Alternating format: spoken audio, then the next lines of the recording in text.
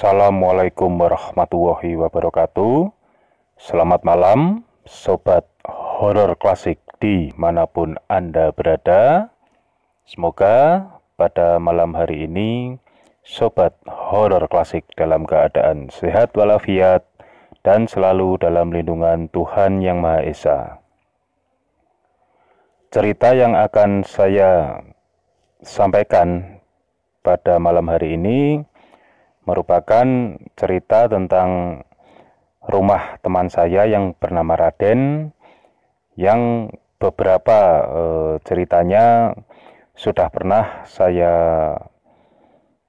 bawakan di edisi Ketukan di Jendela, termasuk pengalaman saya bersama Raden ketika mengalami hal ganjil di edisi yang berjudul Alas Karet.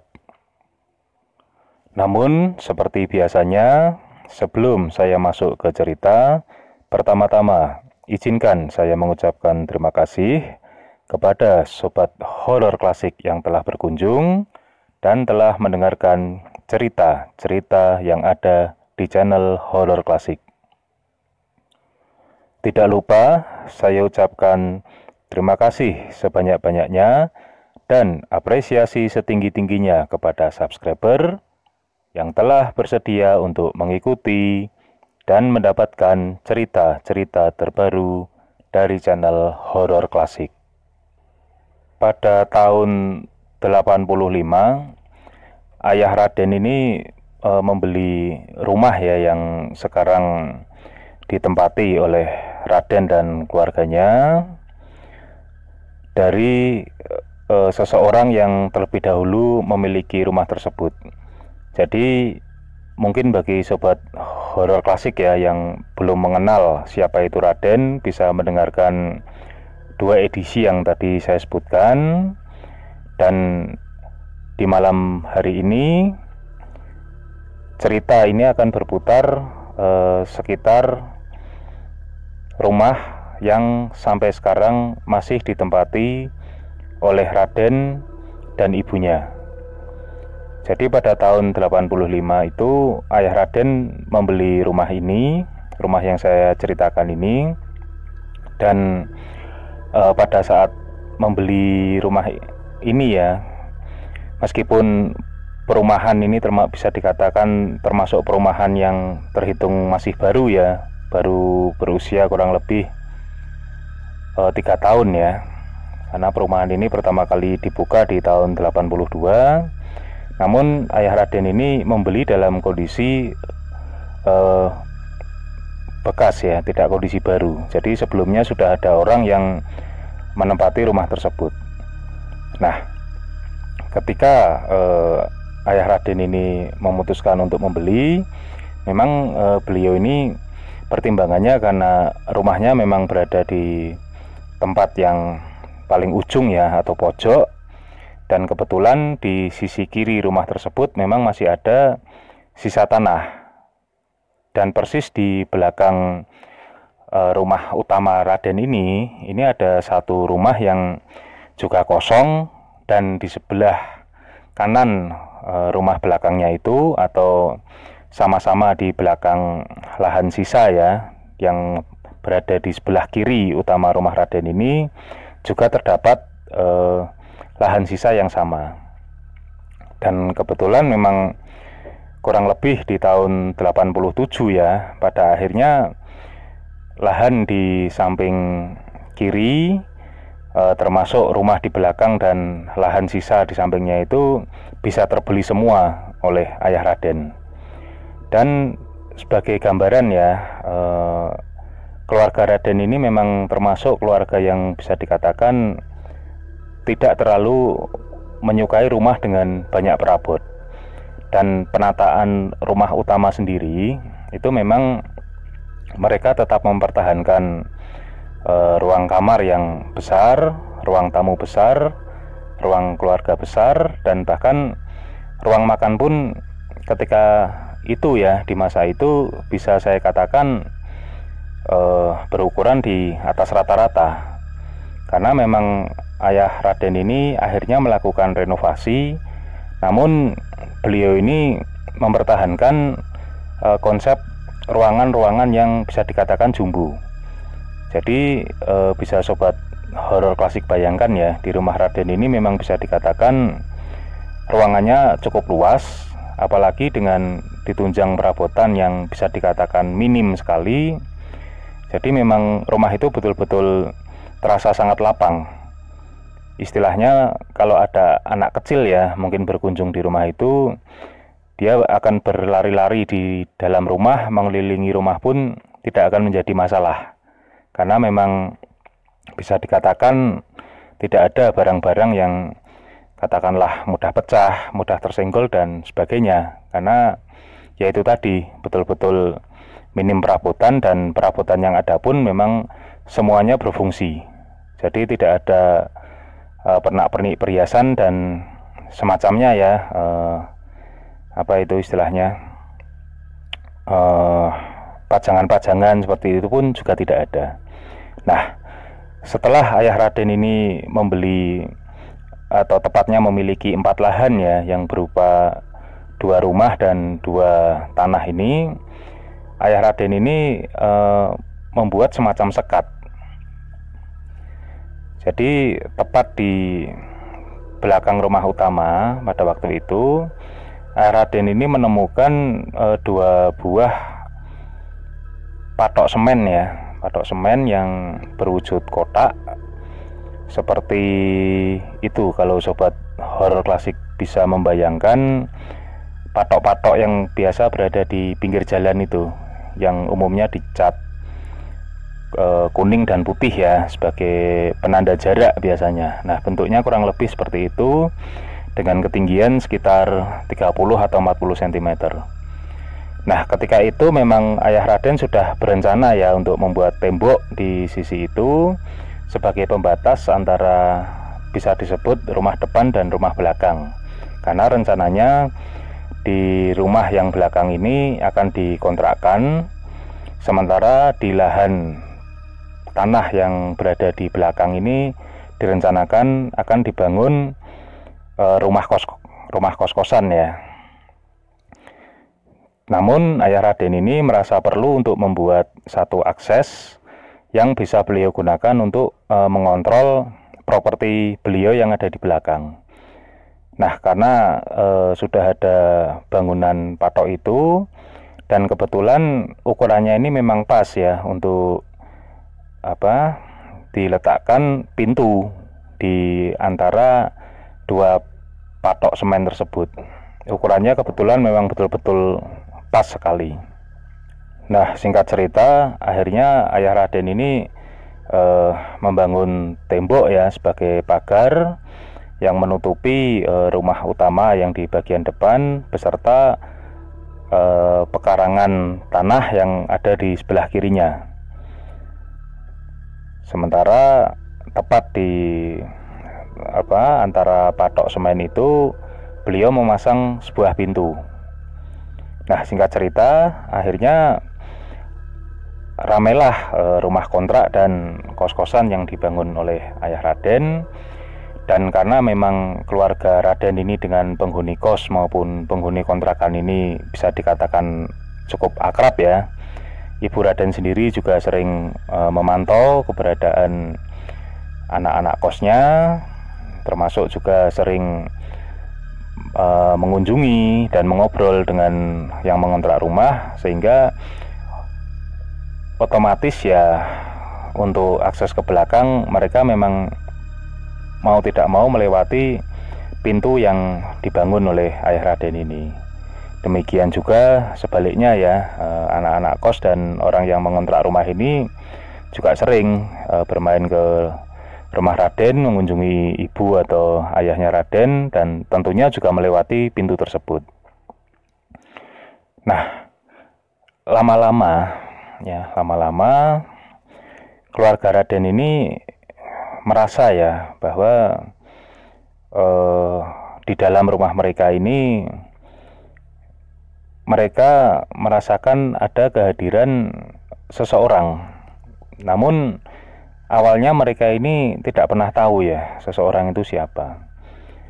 Jadi mungkin yang sudah pernah mendengarkan edisi Ketukan di Jendela ya, di situ saya menggambarkan kondisi rumah Raden ketika malam hari. Itu memang semua lampu bila sudah jam 9 malam itu pasti sudah dimatikan semua, kecuali lampu teras dan lampu kamar masing-masing ya, karena itu sesuai pilihan individu penghuni kamar masing-masing. Namun untuk ruang tamu, ruang keluarga, ruang makan, dapur, secara keseluruhan lampu memang dimatikan. Jadi bisa dibayangkan kalau sudah jam 9 malam ke atas, kondisi rumah itu memang betul-betul gelap gulita.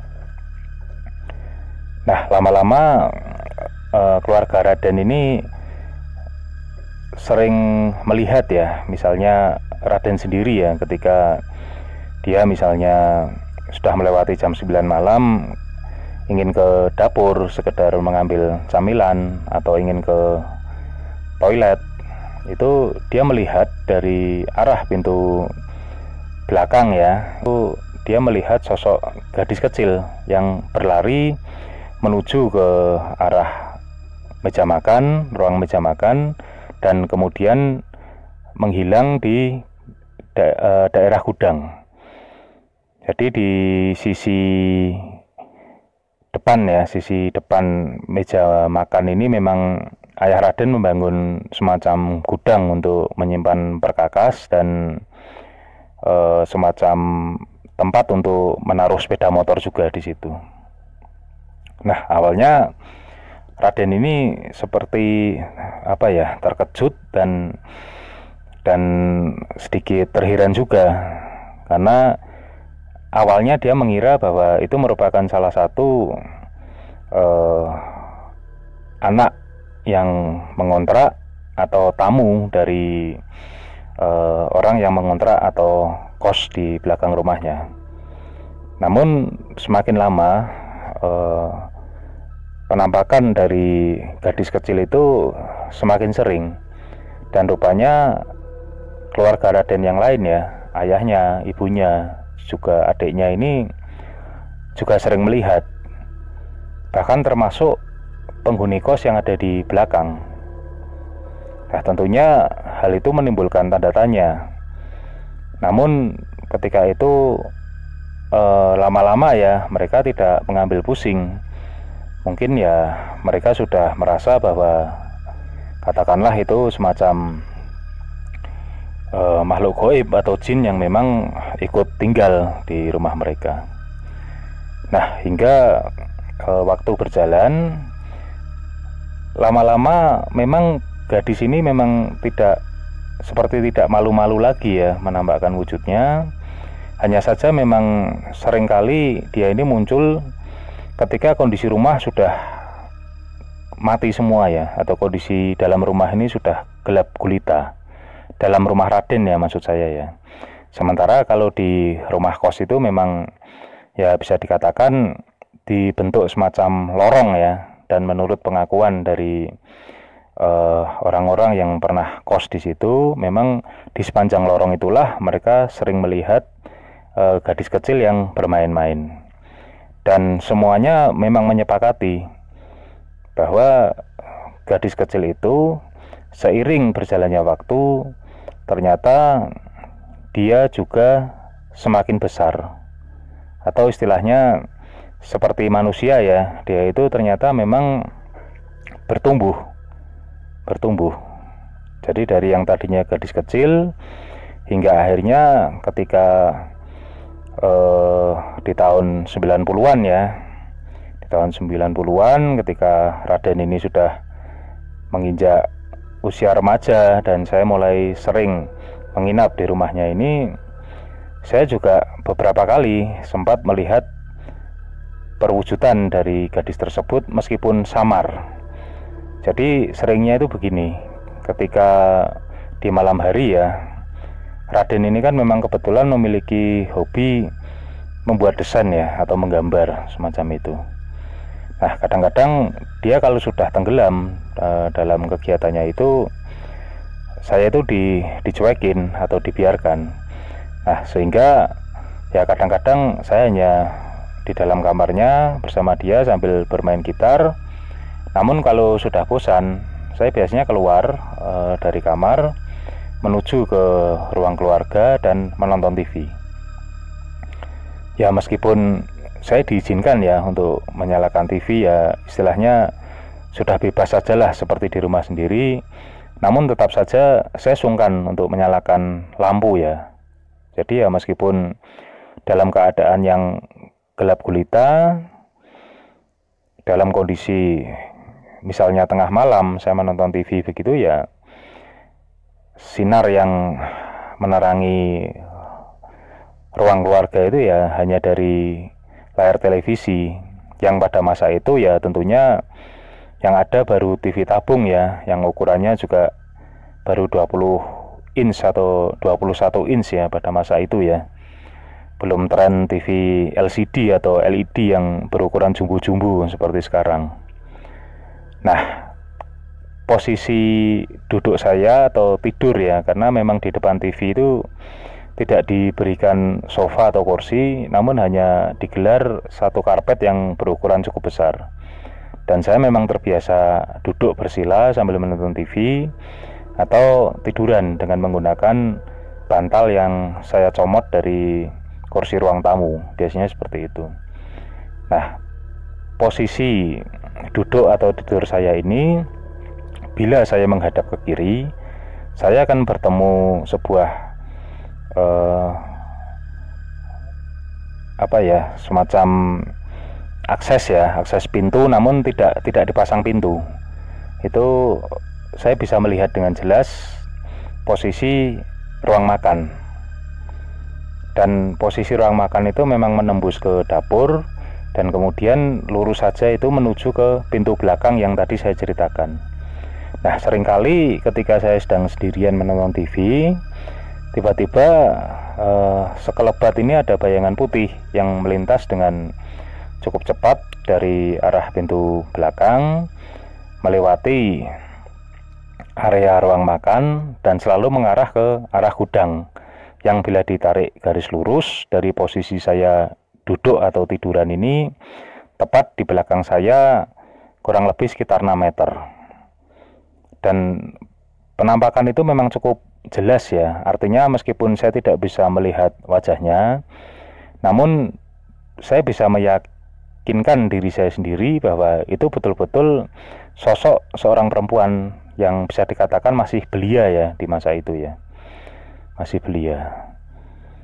Dia itu memang menggunakan baju yang berwarna putih, dan Raden sendiri juga mengamini bahwa ya memang sosoknya seperti itu. Hanya saja memang makin lama memang dia itu bertumbuh. Raden memang bersaksi bahwa dulu penampakan itu wujudnya kecil, seperti ya katakanlah anak umur 5 tahun, kemudian di tahun depannya ini sudah semakin tinggi, seperti itu.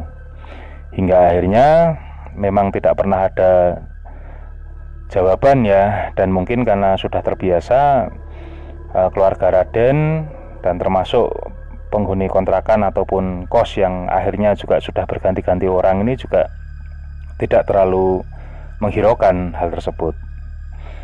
Saya pun juga lama-lama juga menganggap hal itu biasa saja.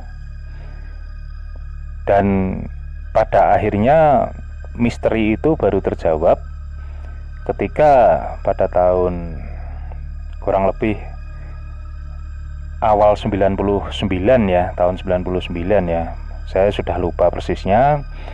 Suatu saat Raden ini tiba-tiba datang ke rumah saya, dan kemudian dia ini menceritakan satu hal yang membuat saya cukup bergidik ya.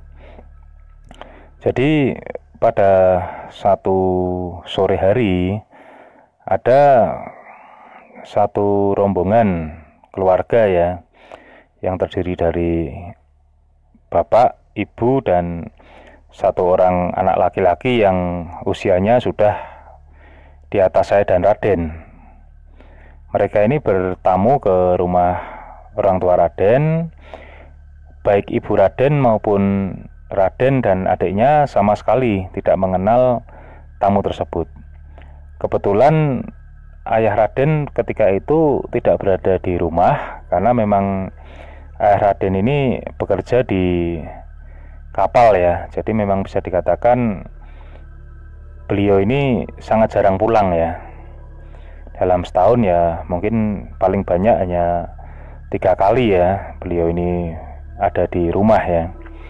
Selebihnya memang waktunya lebih banyak habis di pekerjaannya karena memang melaut pekerjaannya. Ya akhirnya sebagaimana layaknya ya orang menerima tamu, ya setelah dipersilahkan duduk, tamu tersebut mengenalkan diri bahwa beliau merupakan pemilik pertama dari rumah tersebut. Nah akhirnya karena memang Ibu Raden ini betul-betul tidak tahu ya siapa pemilik rumah pertama, karena memang dulu ketika pembelian rumah ini Ibu Raden memang tidak terlibat sama sekali, karena yang mengurus semua memang ayah dari Raden. Jadi Ibu Raden memang sama sekali tidak pernah bertemu dan sempat berkenalan dengan pemilik rumah yang pertama. Nah singkat cerita, akhirnya setelah lama mengobrol ya dan kondisi sudah bisa dikatakan cukup akrab, bapak tamu ini bercerita kepada Ibu Raden bahwa salah satu keperluan mereka datang ke rumah itu adalah untuk mengunjungi pusara dari anak kedua mereka yang meninggal ketika masih bayi. Nah waktu itu Ibu Raden ya itu masih positive thinking. Pikiran beliau pada waktu itu ya mungkin anak keduanya ini yang ternyata Ibu Raden juga baru tahu pada saat itu meninggal belum lama setelah dilahirkan, dan pikiran Ibu Raden ketika itu ya mungkin dimakamkan di pemakaman yang ada di sekitar perumahan kami yang saya ceritakan di edisi Gudang Kayu itu ya. Namun rupanya ketika Ibu Raden ini bertanya kepada mereka di mana anaknya dimakamkan, mereka memberikan jawaban yang mengejutkan, karena ternyata anak mereka yang meninggal dalam kondisi bayi itu dimakamkan di halaman belakang rumah ini. Nah tentunya Ibu Raden ya sangat terkejut sekali ya, dan kemudian beliau ini meminta kepada tamu-tamu ini untuk menunjukkan di mana lokasi makam.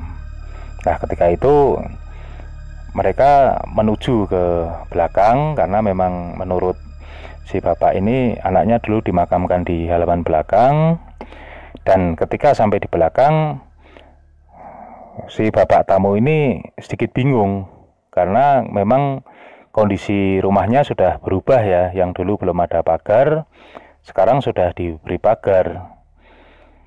Kemudian bapak tamu itu berkata kepada Ibu Raden bahwa dulu beliau setelah memakamkan anaknya meninggalkan 2 buah patok sebagai penanda bahwa itu adalah makam anaknya. Nah tentunya Ibu Raden ini bagai disambar geledek ya, karena itu artinya selama ini mereka setiap melewati pintu pembatas itu mereka selalu melompati makam dari anak bapak tamu tersebut.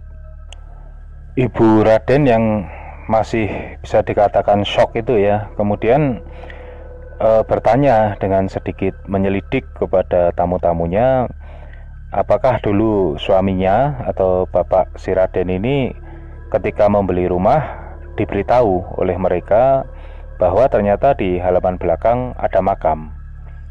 Dan ternyata bapak tamu dan ibu tamu itu sembari meminta maaf ya, itu menjelaskan kepada Ibu Raden bahwa memang dulu mereka tidak mengatakan apa-apa tentang makam tersebut, dan ketika itu mereka hanya ingin selekasnya rumah itu segera laku, karena mereka memang pada saat itu masih merasakan kesedihan yang sangat mendalam atas meninggalnya putri mereka ya. Jadi seharusnya mereka ini memiliki 2 orang anak, yaitu 1 putra ya, yang nomor 1 yang berusia di atas saya dan Raden, dan kemudian yang anak kedua merupakan anak perempuan yang usianya kurang lebih di 2 atau 2,5 tahun ya, di bawah saya dan Raden, seperti itu. Mereka hanya ingin segera pergi dari rumah itu karena mereka akan selalu merasa sedih dan akan teringat terus dengan anak mereka yang sudah meninggal jika mereka tetap tinggal di rumah tersebut. Jadi atas dasar itulah memang ketika ada yang berminat untuk membeli rumah mereka, ya mereka cepat-cepat saja melepasnya. Dan ketika setelah tamu itu pulang ya, tentunya Ibu Raden ini mencoba mengkonfirmasi kepada beberapa tetangga yang diharapkan bisa mengetahui tentang hal tersebut. Namun rupanya pengakuan dari beberapa tetangga di sekitar rumah Raden pun tidak membuahkan penjelasan yang cukup memuaskan ya, karena rata-rata mereka membuat pengakuan bahwa orang yang bertempat tinggal di rumah Raden sebelum keluarga Raden atau tamu yang mengunjungi Ibu Raden pada saat itu bisa dikatakan merupakan keluarga yang cukup tertutup dan sangat jarang bergaul dengan tetangga, sehingga mereka pun juga tidak pernah mengetahui bahwa ternyata ada kisah yang cukup memilukan dan ada salah satu jenazah ya yang merupakan anak kedua mereka yang dimakamkan di halaman belakang rumah tersebut.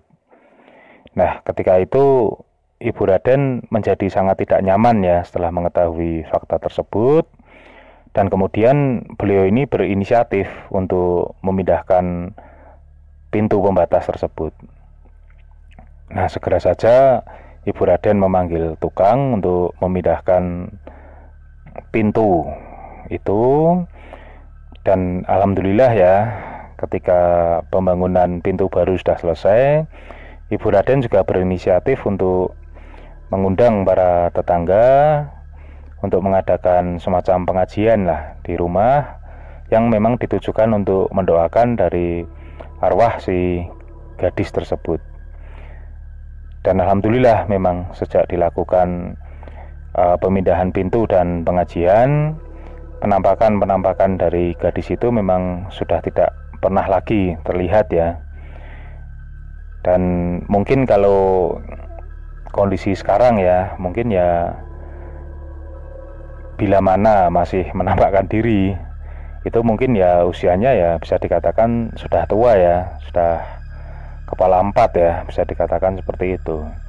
Namun ya memang alhamdulillah lah, sejak dilakukan pemindahan pintu itu memang sudah tidak pernah lagi muncul, dan sekarang ayah Raden pun juga sudah meninggal, sementara adik Raden juga sudah tidak bertempat tinggal di rumah itu.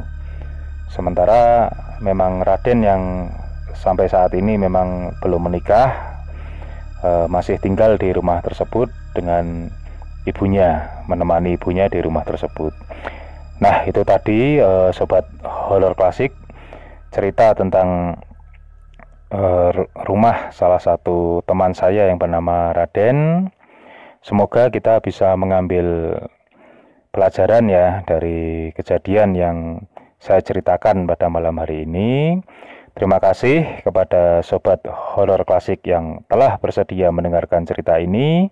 Semoga kita semua selalu dalam lindungan Tuhan Yang Maha Esa.